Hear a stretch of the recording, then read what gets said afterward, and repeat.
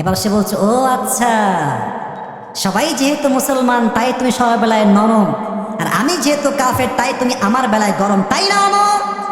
তোমাকে আমি দেখে নিব সামনের দিনে। হুমকি দিয়ে বের হয়ে গেছে। ওমর ফারুক রাদিয়াল্লাহু তাআলা আনহু তার পরের দিন ফজরের মুসল্লায় ইমাম হয়ে দাঁড়িয়েছে, আল্লাহু আকবার। আর সেই কাফের সারা রাত ওমরকে হত্যা করবার জন্য বিশাল লম্বা একটা খঞ্জর বানিয়েছে। আচ্ছা, শীতকালে আমরা একটা জিনিস খুব বেশি মুড়ি দেই পুরো দেহের ভেতরে, নামটা কি বলতে পারবেন? চাদর।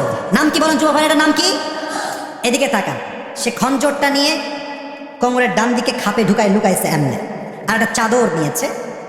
চাদরটা কেমনে দিয়েছে? মেয়েরা নেকাব পরে, আমার আম্মা নেকাব পরে, সবার অনেকের আম্মা নেকাব পরে, দেখবেন নেকাবটা পরে এমনি, তাই না?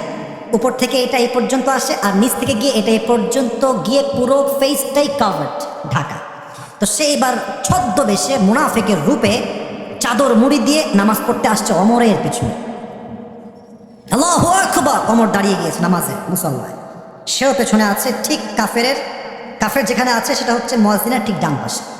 ওমরে ফারুক সূরা পড়েছেন, কেরাত পড়েছেন।